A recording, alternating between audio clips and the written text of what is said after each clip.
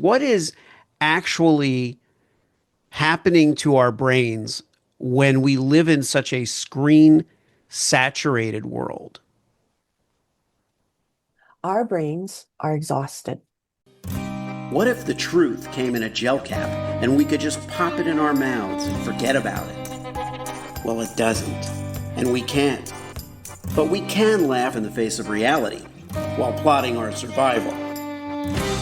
Welcome to the Truth Tastes Funny podcast. I am your host, Hersh Rephun. And if my guests can handle the truth, so can you. Open wide, folks. Here it comes.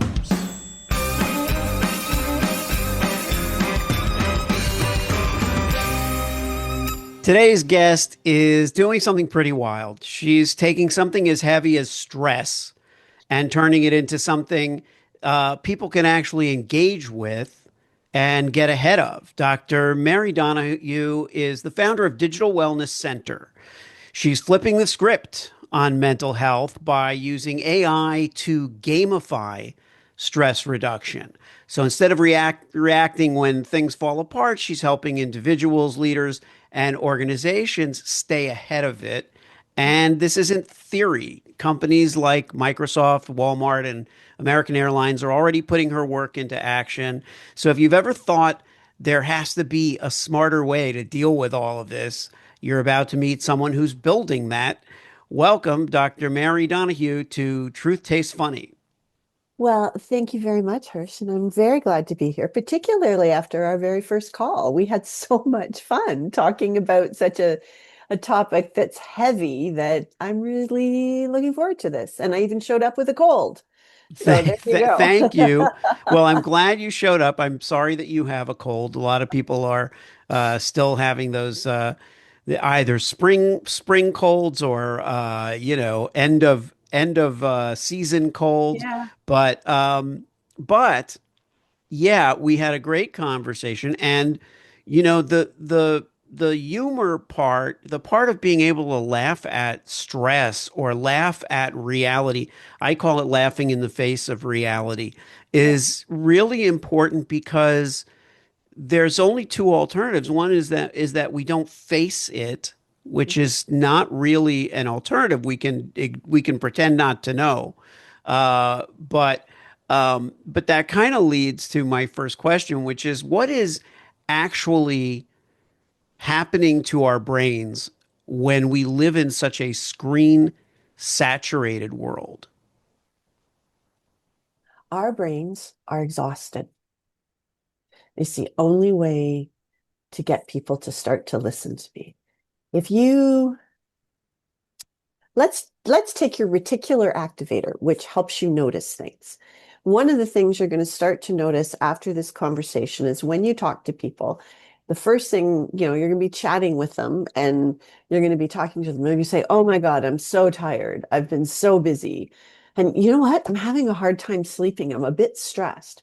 66% of the world's population, according to the World Health Organization, is having those issues. So every 6 people out of 10 you're sitting in a meeting with are tired, anxious, depressed. Now, what can we do about it? Number of things we can do about it. First of all is understand how your brain works. So for those of you who are just listening, I'll explain what I'm doing, but those of you who are watching, you'll probably like my demo, which is here's your front brain. That's your intrinsic brain. That's where your wit comes from, your humor, your just everyday stuff. It's just, when I say, "Hi, how are you?" What do you say, Hersh? Oh, if you just ask me how I am. Yeah, how are you? Oh, I'm great. How are How's you? your day? My day is spectacular. How is your day going? Great. You know what we just did? We used our intrinsic brain. It's something we did that we learned. We learned it from our parents. You knew immediately that I wasn't asking like for the in-depth review of your day or Right. did I want from a psychological perspective how you were feeling, nor did I want to hear about any existential angst you might have. I was just saying something I say to everybody on the street, in the hall. The Yeah. next thing is when there's a problem, it goes to your mammalian brain, which is right here, right over my ears. And your mammalian brain is where all your patterns are, your gut feeling. So, for example, when you're in the woods and you hear a howl, it helps you identify, oh, that's a beagle, or that's a coyote. I should probably move and get the heck out of here. Or a wolf, move, get out of here. That's your mammalian brain. And your mammalian brain triggers your fight or flight right back here in your reptilian brain, where all the physiology happens, breathing, heart rate, all of those things. Now, when your intrinsic brain can't connect with your mammalian brain, your reptilian brain comes right in, fight or flight, to protect you. And what I started looking at from the neuroscience of things is, okay, wait a minute. How do we get this intrinsic brain and this mammalian brain chatting together so that we're not constantly in stress? Because what I did is I started out observing 34,000 different people, both online, in person. And I now was I going to say, started, if you had them all in your house, that might be a little bit stress inducing just in and of itself. because we have such a tiny house. But what we do is you can see in offices people getting stressed. So if you go into an office today, at the beginning of the day, and people watching will see what I'm doing, you're sitting up straight, you're sort of working, you're casual, you're moving. By the end of the day, you can hear people typing. You can see their shoulders up. That's your intrinsic, or that's your reptilian brain taking over, and you've got too much dopamine. You're getting stressed. Why? Because of technology. We weren't feeling this way. We had natural breaks in our life before the introduction of the smartphone. I always joke Hmm. that, Steve Jobs has a lot to answer for. And our brain, your intrinsic brain, it's not connecting with your mammalian brain because our patterns of behavior have been the same for thousands and thousands and thousands of years. Now, what I did is, remember I asked you, hi, how are you? How's your day? Yeah. You were fine. There was no stress induction. I was watching your body. I was watching your head. You're like, wait, what? Are you talking to me? Okay, whatever. And that was it. But now, when I did it with 34,000 people on email in consulting, technology, in transportation, you know what happened? The first email I sent is, hi, how are you? People were like, Mare, I have way too much to do. I have no time to answer this. I get over 100 emails a day. Of those emails, 40% have to be answered right away. I'm still in 5 or 6 hours of meetings. Why am I going to take time to type you an email and tell you how my day is? So they were like, fuck no.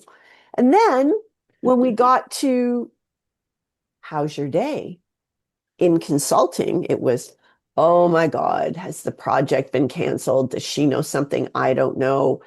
In technology, it was like, great, we're all getting fired. This is the end of the project. And in transportation, oh my God, what happened? Was there an accident? Is there something I don't know? Those are the exact same 6 words. Wow. Yeah. But the delivery method, which goes to the original point of your question, is digital. And our brains can't handle it. That's why we're stressed. That's why we're constantly in fight or flight. And that's why we're always exhausted. Yeah. Yeah, well said. My reptilian brain is responding to my dog crying, probably about wanting to get up on my daughter's bed next to his the other pup. So hold on one second. Yeah, yeah, We're I'm we're good. not and by the way, we're not gonna cut this out or anything. We have to keep it real here. So this is a moment where if anybody needs to pick their dog up or let their dog out, they should go do it. But it's only going to be 20 seconds. That's okay.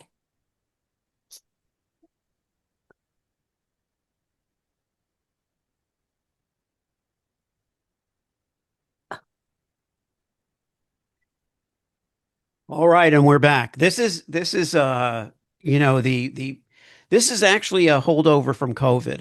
It's that, we all started working at home. We refurbished our home offices and our studios and made everything so that we don't have to leave. And now, now the dogs have this idea that humans are always around, Yep. especially if you got them during COVID and they now have this idea, oh, daddy's just here all day. Yeah, This that's is his this job. is this is normal. Okay. So um so now what you described, I think, is yeah, I mean you use the word a clouding effect, Mhm. that some of this stuff has a clouding effect. How does that affect decision making over time? So we're locked onto these screens, we're getting stressed where we shouldn't be, where we should have breaks. You know, how is this affecting us in terms of our rational thinking? Well, let me ask you this. Have you ever had a fight with your partner or your kids and you've been really angry and said something stupid? Yes. That's how it's affecting our brain. Now imagine you're making decisions every single day when you're constantly stressed, 66% of the time. So look at the quality of decisions we're making. Look at it globally. Look at the things that we're doing in everyday life. Are we making good decisions? No. That's why we're having a mental health crisis. Yeah. Yeah.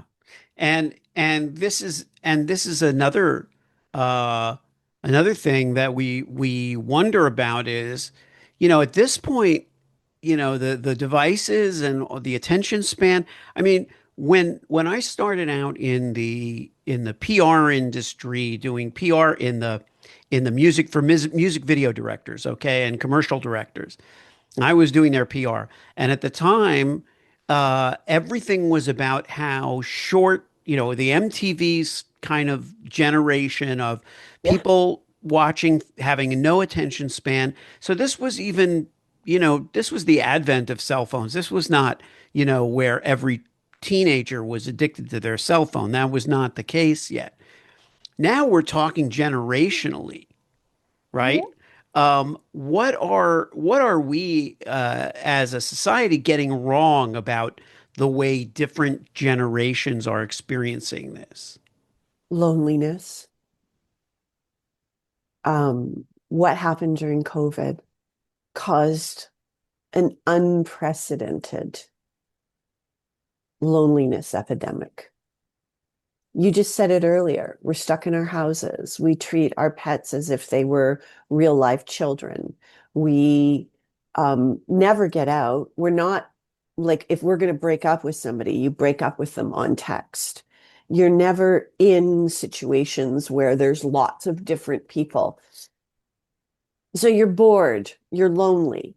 And what do those things start to do? Well, they cause anxiety. They cause you to make even worse decisions. Um, you don't even rest. Sometimes you think about what you typed or you wrote, and then you text people in the middle of the night, or you post something on social media in the middle of the night, and it changes your world. But you made a stupid mistake, and there's Hmm. no way to pull it back, And so when we start to look at all this stuff, we have to look at the fact that we have lost community. We have lost the guardrails of our life. And that's a really horrible thing. And it doesn't matter what culture you're in. It's interesting to me in my book, Message Received, I talked about how people were going to go back to their church Hmm. and their faith. And we're starting to see that in droves because people want structure in their lives. And your phone gives you no structure. People want and need. That's how we have become human, is through community. We didn't become humans by being alone and hunting a lion and then eating the lion. No, we hunted as a tribe. We functioned as a tribe. We farmed as a tribe. We moved as a tribe. And we don't have tribes anymore. We have pretend people on the internet, on our social media, which is controlled by someone else. Hmm. So Yeah. your community is, I love this word, curated for you, Yeah. which is the worst thing in the world. It's, if you don't mind me saying, it's like that thing that was really big, kind parenting or whatever it was. I'm going to be my Hmm. kid's best friend. Well, that's a colossal failure. We see how well the children are doing now. They Yeah. need guardrails. So I hope that answers your question, but that's the number one thing I'm seeing in all the research. Well, it does, Mary, but it also opens up a whole world of, shit that we that we have to kind of, look at, um, that is the the sources, like all the things we crave make perfect sense. It makes sense that we want structure and that we have none. It makes sense that we would gravitate back to our communities or back to our houses of worship and communities and all that. But those things are not feeding off the normal stuff that life is made of that would make it healthy or make it real. Everybody involved is getting information at a rapid and, stress inducing pace. Uh, the decisions, it feels like the decisions we make, like we're not, like we're struggling to make the normal decisions that a human being would make, but we're involved in the world in a way that is delusional. Actually, I mean, if I were to say that, like I mean, you're here to be the authority in this case. I'm here to be like almost the case study, in a way. But I know that if if nothing changes, the stakes are increased. And this is where I want to get to, what can change, but what does it turn into individually and culturally if we stay on this trajectory? Well, we've been here before. In the United States, many, many, many years ago, just before the Civil War, there was a plethora of small local papers. Anybody could have a local paper, and they were published all over the place. And they published radical opinions, they published hateful opinions, they published everything. Abraham Lincoln was involved in his one and only duel because of those things. And we had so much information coming at us so fast. When the printed word was introduced, so much information coming so fast, and the Bible was shown to people. People could see that priests were lying. The whole structure of their world collapsed. So this has all happened before. Yeah. And what we have to look at, and why I founded the Digital Wellness Center, is all right, let's create some agency in our lives. Let's take it back. Like the same way they took it back from the priests, they took it back from the people writing all those papers. We have to own it, and it means personal responsibility. And once you start taking personal responsibility in one area, and that could even be allowing a little structure into your week, what we found is we started to introduce micro breaks back in COVID, and Microsoft was my partner in this research through a very, I think it's almost 30 some years old now, form of communication, which is called email. And Hmm. Yeah. email can normally causes you stress. What we did is we turned it around and we cause it to be fun. And we ask you a silly Billy question. For example, is your mood lighter than a balloon with helium or heavy than a bunny hiding in its hole from a fox? And you're like, wait, what? Yeah, exactly. Why would Dr. Mary Donohue be sending me this email? Which is the initial response we got. What I just did is I triggered oxytocin into your brain without you even taking part in anything because it's Yeah. so silly Billy and it's such a nice break in your email life. Because remember Yeah. those 34,000 people, and I sent that awful email to them asking them apparently how was their day. And then we have AI that takes the people to a micro break that's 3 minutes. Well, here's the interesting thing about that. Everybody said it's the most ridiculous thing I've ever heard. It'll never work. 5 years later, 67% of the original participants are still using that platform. We have grown that platform to over 500,000 people, and we charge for it. Of course, Yeah. it's a business.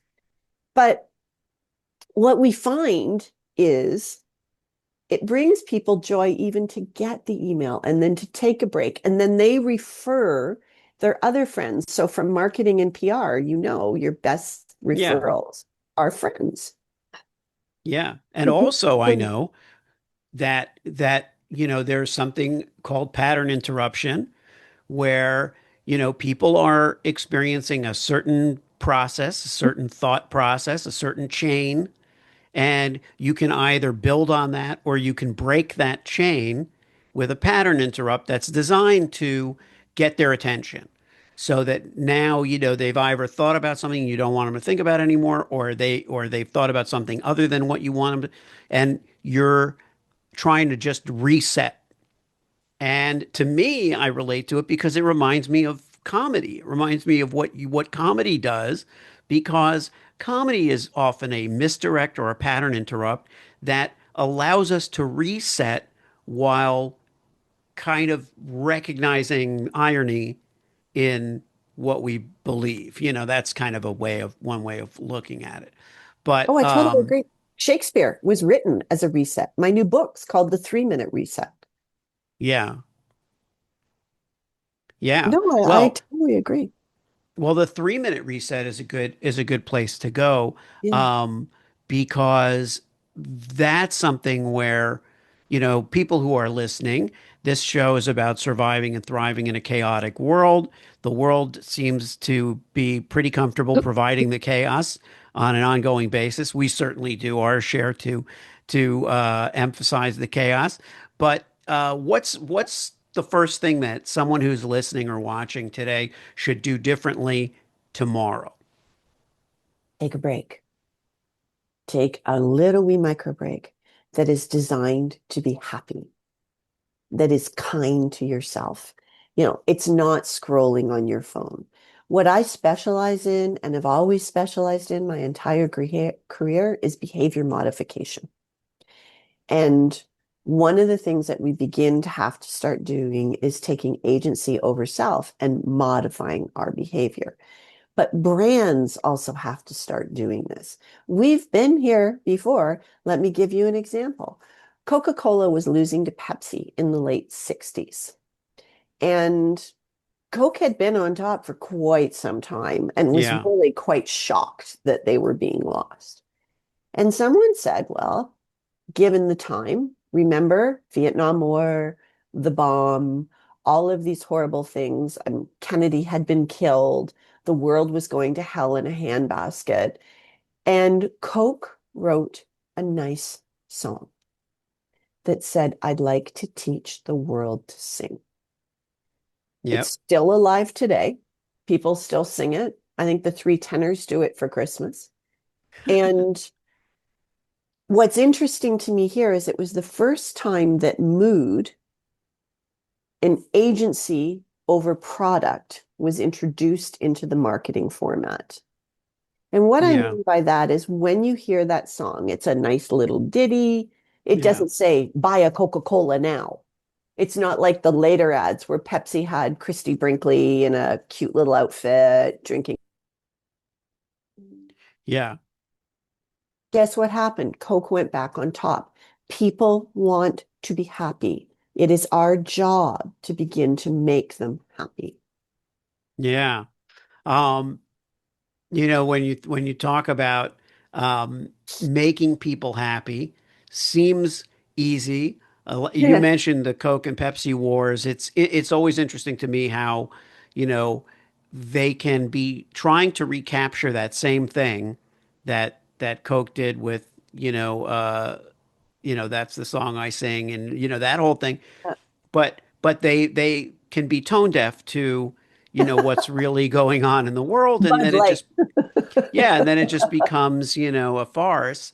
Um, what is a behavior that some people think is harmless, but actually is really doing the most damage?